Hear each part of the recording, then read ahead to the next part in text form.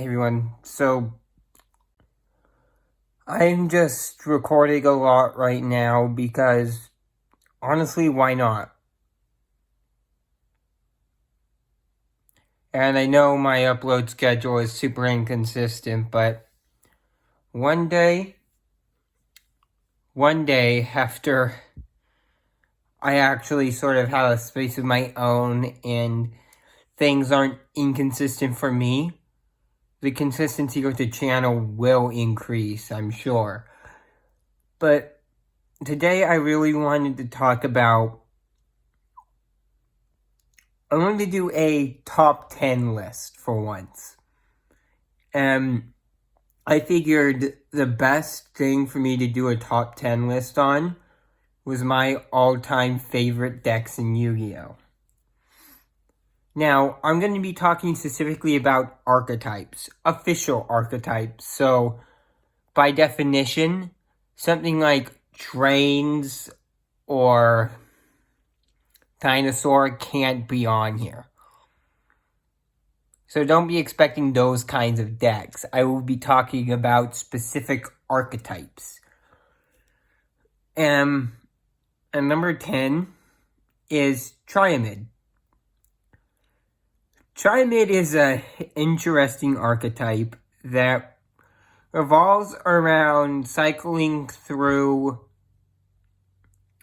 3 different field spells to gain different effects using 3 different monsters.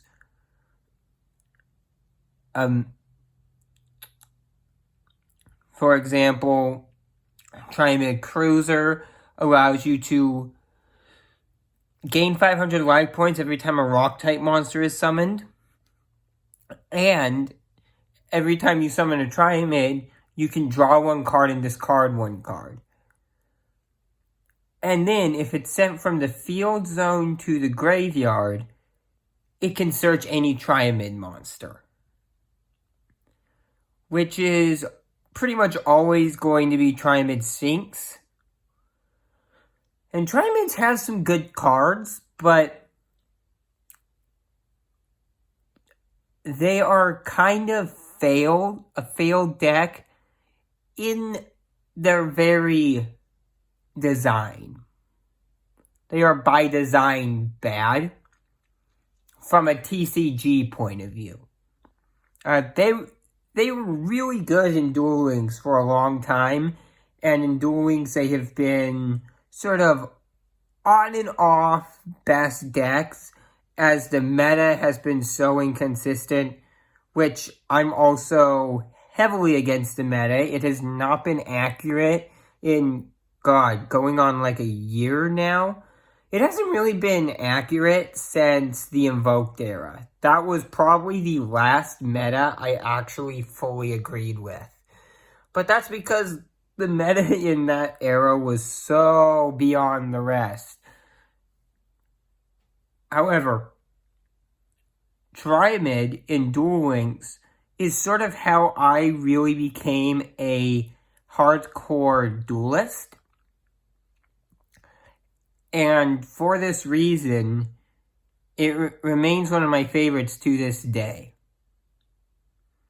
But because it's only one of my favorites due to it's sort of how I got started with becoming an actually good duelist, it scores low on the list. Its play style isn't very effective.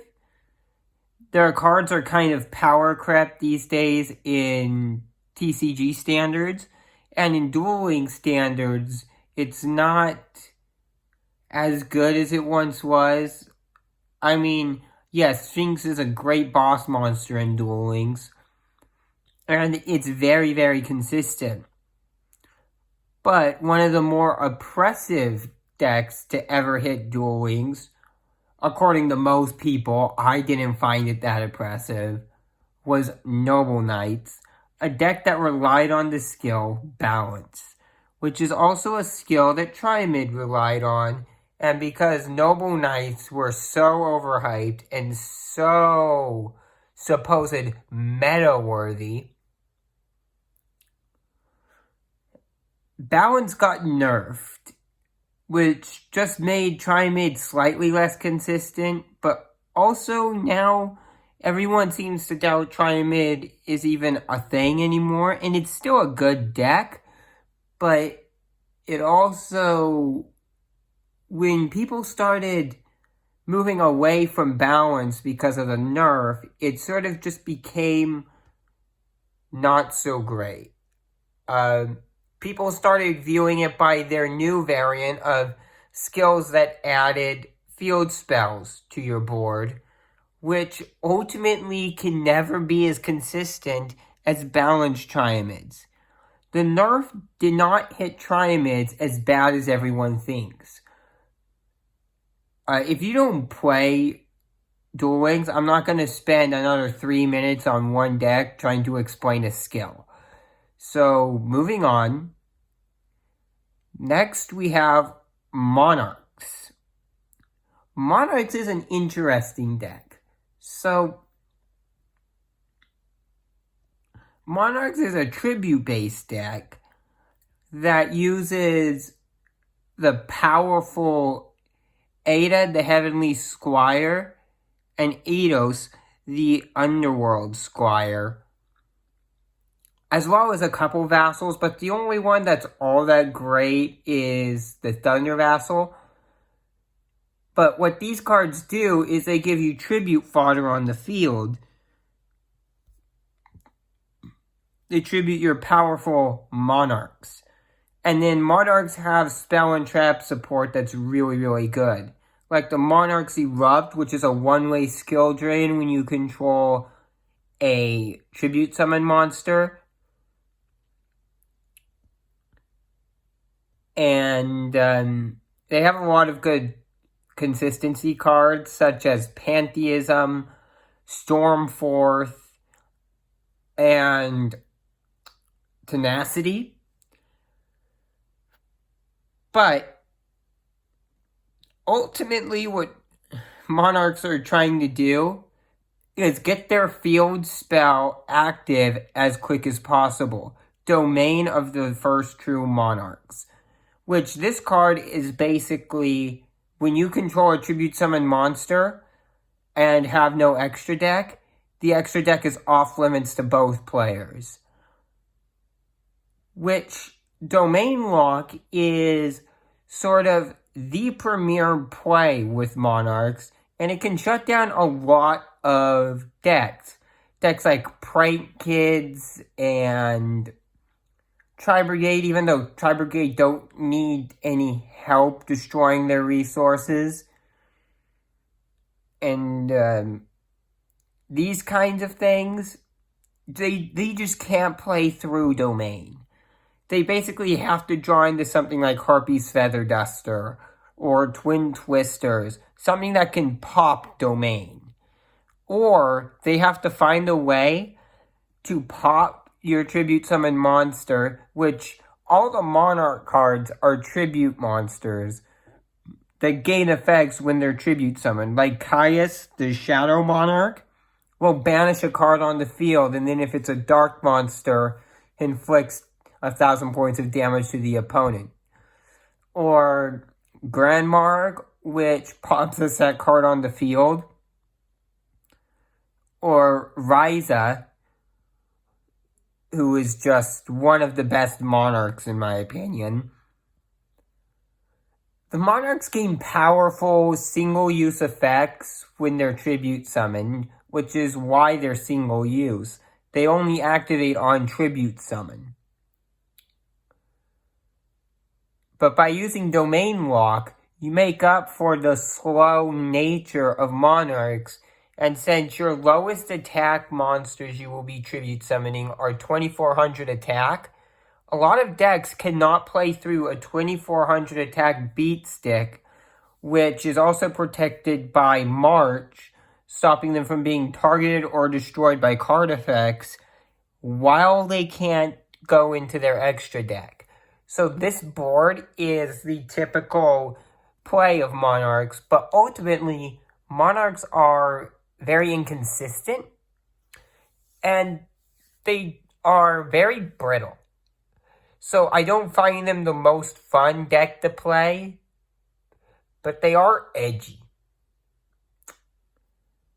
And at number 7, wait, is it 7? No, it's 8, sorry. At number 8, we have Destiny Heroes. So Destiny Heroes are a really cool deck, and as far as nostalgic decks, this is my honestly top deck. Destiny Heroes take a spot on this list because they're just freaking edgy and nostalgic. As well as having one of my favorite monsters ever as their boss monster. And there's even a Yu-Gi-Oh! Community I'm in, which this card has become sort of associated with me. It's become sort of an iconic card when referring to me. Destiny Hero Plasma, a powerful floodgate monster that's a one-sided skill drain while it's on the board, as well as a relinquished that has a 1900 attack baseline, but it does have one downside where you need 3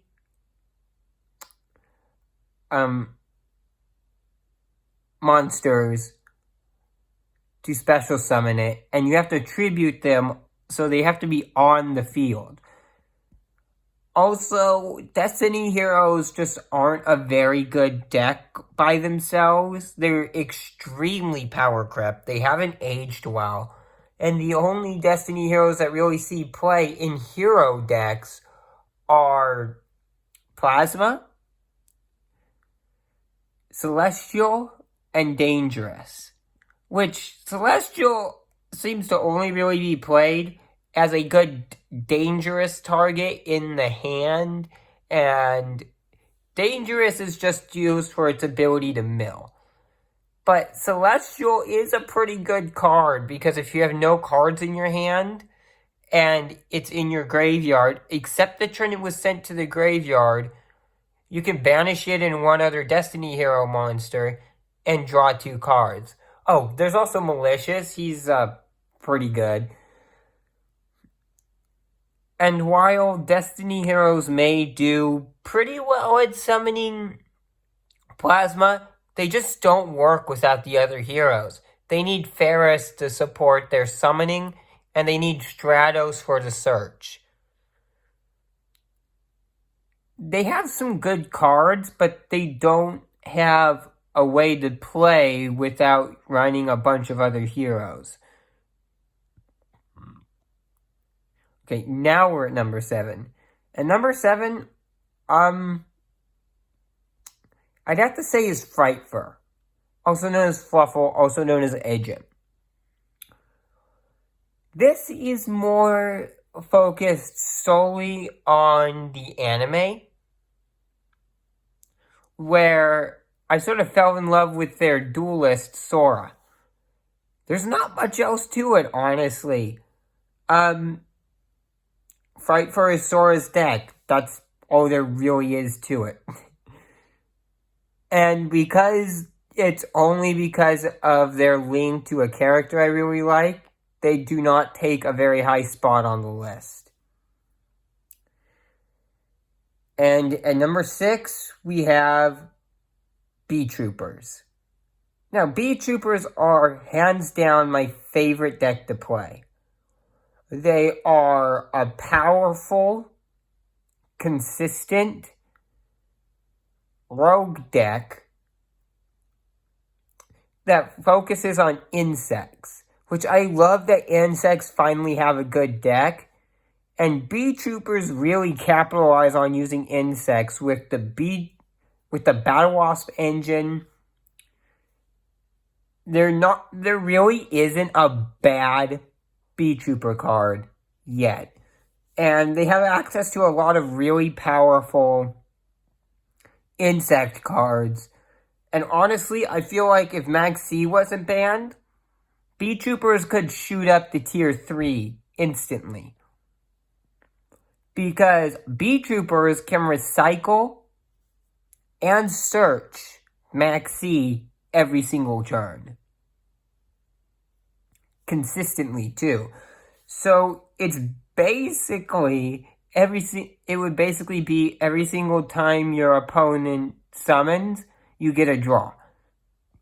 Every special summon your opponent does after you drop Max C, you get to draw. Which, because it's a hand trap, you can use this on your opponent's turn or your turn, making it a great way to go anywhere from +0 to +20, depending on what you're facing, and if your opponent decides to take the Max C challenge or not. So ultimately, it can be anywhere from an upstart goblin to such a powerful draw card, there's literally nothing to compare it to. And because it's an insect, it's searchable by B Troopers, which is kind of what makes them so insane. They have the utility of being able to use every insect card in the game, making them able to power up any other insect deck. So, say you really like Insector, but they're just not cutting it for you, because they are kind of power crept these days. If you add B Troopers, they'll do a lot better. Battle Wasp is the ideal one. That's the competitive variant, because Sting gives you another negate that you can revive from the graveyard with Cicada King, which is also a negate that gives you the Monster Reborn to bring back Sting when it negates something. And then Sting can tribute an insect you control to negate something, including itself. And then there's Arbalest that when it's destroyed, say by your boss monster, Invincible Atlas, which will also give you a summon, it can summon another B Trooper from your deck. Twin Bow summons itself from the hand at the cost of only being able to summon insects for the rest of the turn, but you aren't really summoning anything else.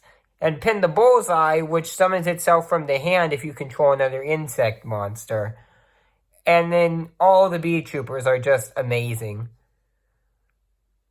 So it's a really, really powerful deck, and the only reason it doesn't score higher on this list is I only like it for its playstyle and the fact that it's an insect deck. I don't really like, it's like, so I prefer edgy decks, so that's already a strike against them, and they kind of died to Ash. Of course, most decks do. That's not really relevant, but there's no lore to them. Really? Since B Trooper only has one thing going for it, playstyle, it scores low on the list. However, because it's a very fun playstyle I enjoy a lot, it doesn't score as low as something like Destiny Heroes, which is just not functional on its own. And at number 5, we have Evil Eye. Evil Eye is a stun-based deck using very few monsters, actually.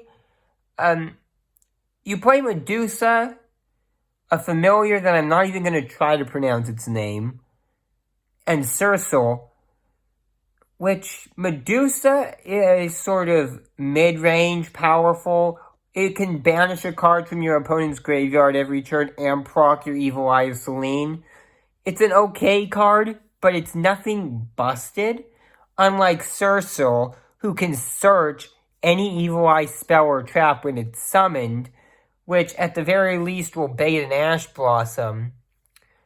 And while it's equipped with Evil Eye of Selene, it can every turn destroy one of your opponent's special summon monsters, but then on the following turn you have to destroy one card on your field, which isn't a big deal because a lot of the Evil Eye cards either want to go to the graveyard or because they gain effects when they go to the graveyard, or can recover themselves from the graveyard, or other cards from the graveyard, which makes it not that big of a cost, and usually actually a plus, especially if you're trying to go in for game with Gorino, because you can pop Selene and then put Selene back on the field as its own effect at the cost of 1,000 life points, making Gorino power you up further. And Selene itself is really powerful. They are pretty much unharmed by any floodgate, so any real, they can run just about any floodgate because of this, and they can play through almost every other stun deck. The exceptions for this rule would be Royal Decree, which is bad anyways, no one plays it, and Imperial Order, which Confrontation can pop Royal Decree anyways, so it's not that big of a deal. Evil Eye is just an absolute tank of a deck. It can run a lot of floodgates to just completely lock your opponent down. And it's just a really fun deck, I find. Also because a lot of it, your archetype-based plays cost life points to do. It's not just a stun deck, but it's an aggressive stun deck. But where Evil Eye falls short is it has nothing off board going for it. It has no real lore or anything like that. But it's still a really, really fun deck. At number 4, we have 6 Samurai. 6 Samurai is pretty much on the list because they're samurais. That's all there really is to it. They're a viable samurai deck. Not much else to say. That's pretty much the reason they make this list. And at number 3, we have Mayakashi. Mayakashi is a deck with some really interesting lore, which also ties in with Shiranui. And I was on the fence between whether I like Shiranui or Mayakashi better. They both take a hit from being synchro. I don't like synchro decks. But ultimately, the reason Mayakashi won out over Shiranui, I don't like playing either one. These are all off-field reasons. Is their lore and theme is based on the yokai. Whereas Shiranui are basically based on the people who would be fighting the yokai. So ultimately, Mayakashi just won out because of their lore. But it was a close competition there. And at number 2, we have Phantom Knights. So Phantom Knights almost came in first. The reason they didn't has nothing to do with the deck itself, actually. It's that I get sick of every time I try to talk about Phantom Knights, people think I mean Phantom Knight Fire. No, I hate that deck.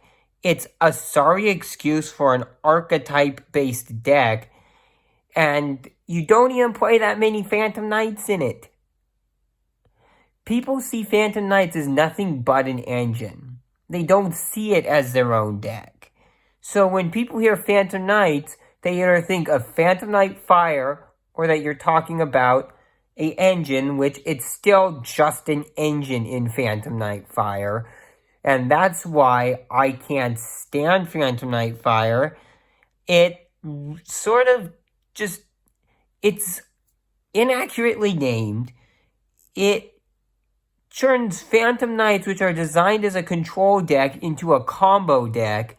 It mixes a bunch of different engines into a hodgepodge of stuff that doesn't even work well together, except for like 2 or 3 dangers, which just are good for any deck, with the only synergy really being level 3.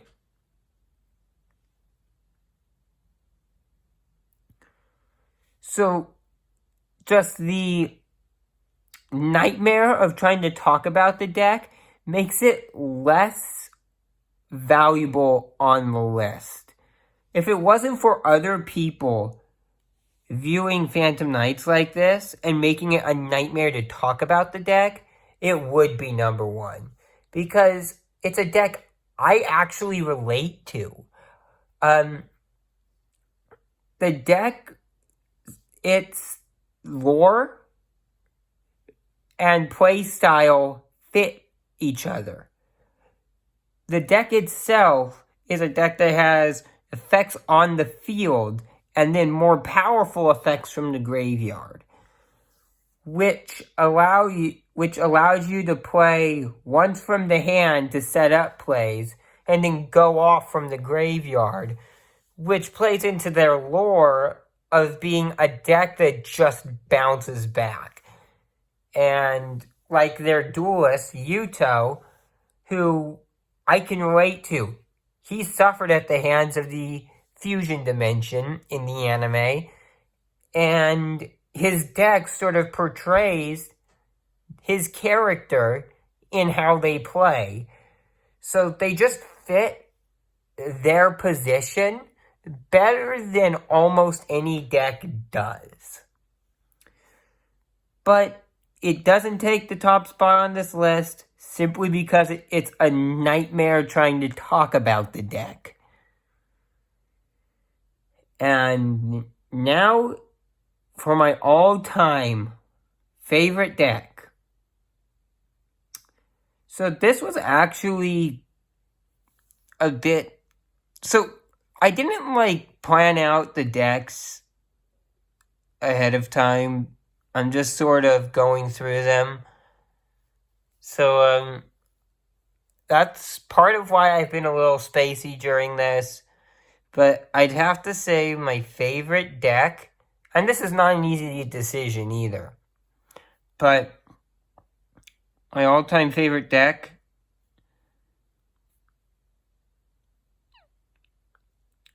I actually don't fully know.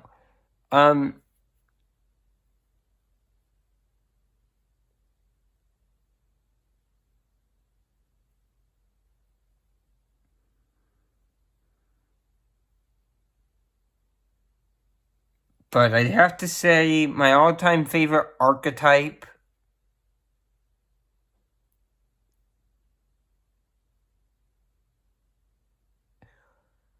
yeah, I really don't know, because, maybe it is Phantom Knights. I don't know if I have a 10th deck that makes it into my favorites, to be honest. But top 9 sounds weird.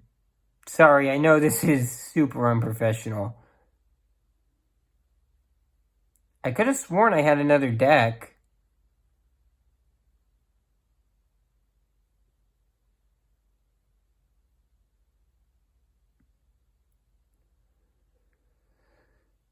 Yeah, I don't know.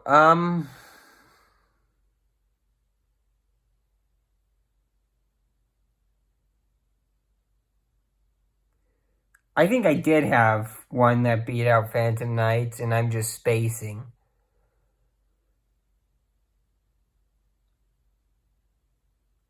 Oh yeah, my all-time favorite archetype is Element Sabers. Element Sabers are a very, very powerful engine, surprisingly so, for a Chaos deck.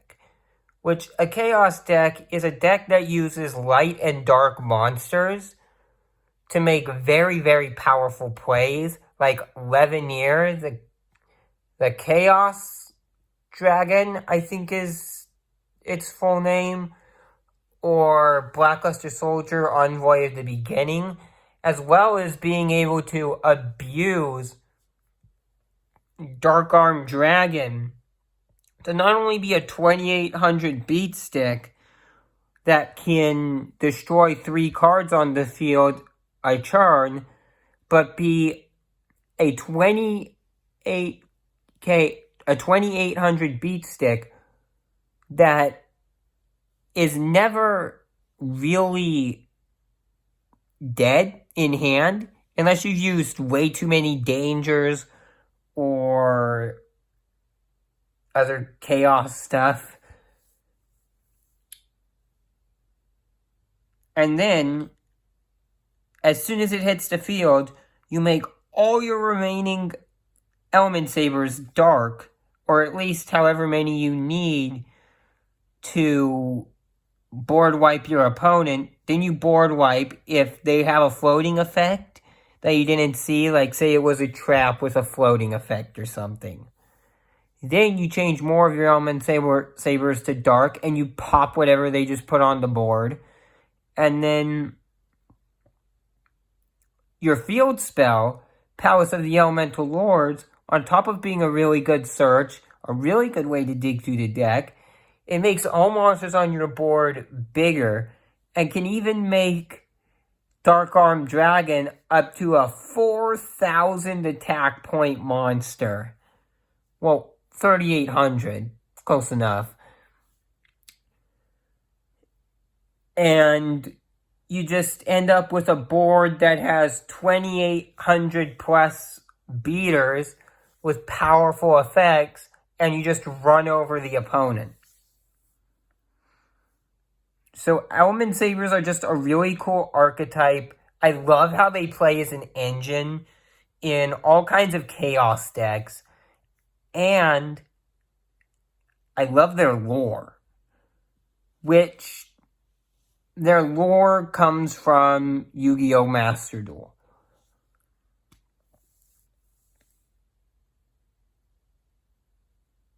So, Element Sabers are the top deck. Sorry I spaced for so long there. But yeah, I didn't really want to run Element Sabers with Invoked because of everything. I don't want to say its name, but the Water Invoked fusion. I'm just afraid that its name, if I said it, because of what it sounds like, could get me demonetized. Even though my channel isn't monetized or anything, I believe I can still get demonetized, which has other things besides just losing any monetization. So I really don't want to say the word, so the Water Invoked monster. Because of everything it did to the community after it came to Duel Links, I still haven't forgiven that card, and because the premier deck for that to be paired with was Element Sabers, I can't bring myself to play those two together.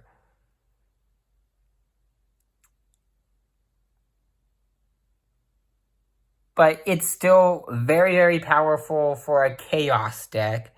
And if you want to make Element Sabers in a way that's really powerful going second, Chaos is a very powerful way to do this. By using a Danger Engine, an actual engine, okay? Not like most Danger decks where you end up with 20 freaking Dangers. And then you just play a few Element Sabers to really take advantage of the field spell, Lapulia mana, and their graveyard effects to manipulate their attributes.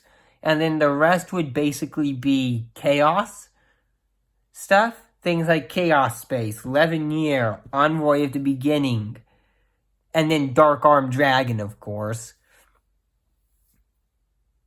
As well as the deck can actually use Chaos Space, and by discarding, sending any Dark Monster with Chaos Space, can search any Light Kaiju, or can even search the Dark Kaiju by sending a Light Monster.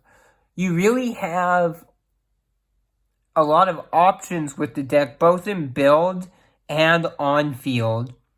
It's not overly bricky. It's very, very powerful. At least in Master Duel, especially with Max C at 3. And yeah, I love Element Saber Chaos. And because Element Sabers are such a powerful Chaos engine, they have really cool lore, and I just love the deck itself. I love the archetype itself. It takes the highest spot on the list as my favorite archetype of all time. So, that's my list. Not really a professional list or any sort of theme to my decks, really. Just decks I really like. But if I'm being honest with you, I don't have, like, full-on favorite decks. These are just high-ranking decks for me, personally, that I just really like. But I can't confirm for sure that they are my favorite decks, if that makes any sense. This is just sort of the top 10 decks that are top contenders for my favorite, I guess you could say. I can't really say that I have a favorite deck, honestly. Favorite archetype. I keep saying deck, I mean archetype. But those are my top 10 Yu-Gi-Oh! Archetypes.